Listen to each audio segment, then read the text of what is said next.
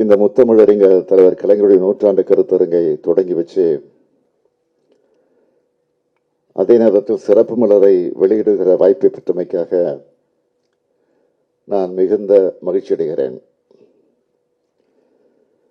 இங்க தலைவர் கலைஞருடைய மகனாக மட்டுமல்ல, தமிழ்நாட்டு முதலமைச்சராகவும் பெருமித உணர்வோடு நான் உங்கள் முன்னால் நின்று கொண்டிருக்கிறேன்.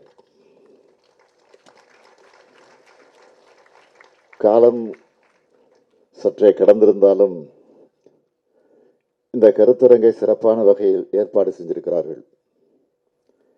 கவிதை, புனைக்கதை, செவ்வியல், நாடகம், திரைவசனம், உரைநடை ஆகிய தலைப்புகள்ல நீங்க கருத்தரங்கு நடைபெறவிருக்கிறது. ஒரு தலைப்புக்குள் சுருக்கிட முடியாத பன்முக திறன் பெற்றவர் நம்முடைய தலைவர் கலைஞர் என்பதை எடுத்துக்காட்டக்கூடிய வகையில இந்த கருத்தரங்கில பங்கேற்று கருத்துக்களால் ஒளியுமிட வந்திருக்கக்கூடிய அனைத்து பேராசிரியர்களுக்கும் ஆய்வாளர்களுக்கும் முதலில் என்னுடைய நன்றியை நான் தெரிவித்துக் கொள்ள விரும்புகிறேன். தலைவர் கலைஞருடைய மேடை உரைகள் இலக்கியத்தினுடைய மறுமுகம். தலைவர் கலைஞருடைய சட்டமன்ற உரைகள் சட்டமன்ற மாண்புக்கு இலக்கணம். அவர் நடத்தியிருக்கக்கூடிய விவாதங்கள் அழகான ஆழமான கருத்து மோதல்கள். தன்னுடைய வாழ்நாளில் 80 ஆண்டுகளை பொது வாழ்க்கைக்கு ஒப்படைச்ச மாபெரும் தலைவர் அவர். அவர் நடத்தின போராட்டங்களும் பெற்ற வெற்றிகளும் இந்திய சமூகத்தை உணர நினைக்கிற எல்லாருக்குமான படிப்பினைகளாக அமைந்திருக்கிறது.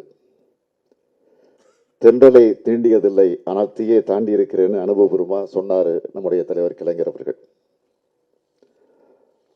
அவருடைய வாழ்வையே தமிழ் சமூகத்தோட உயர்வுக்காக மேம்பாட்டுக்காக அர்ப்பணிச்ச காரணத்தால் தான் 5 முறை தமிழ்நாட்டினுடைய முதலமைச்சரா, 50 ஆண்டுகள் தமிழர்களுக்கான இயக்கத்தினுடைய தலைவரா அவரால் இருக்க முடிந்திருக்கிறது. தொட்ட துறைகள் எல்லாத்திலையும் கோலோச்சின தலைவர் தான் நம்முடைய தலைவர் கலைஞர் அவர்கள்.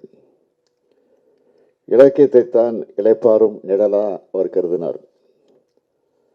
அதனாலதான் எனது செங்கோலை யார் பறித்து விடலாம், ஆனால் எனது எழுதுகோலை யாரும் பறிக்க முடியாதுன்னு சொன்னார் தலைவர் கலைஞர் அவர்கள். இலக்கியத்தின் வழி இந்தியர்கள் அனைவரையும் ஒன்றாக இணைக்கும் மகத்தான பணியினை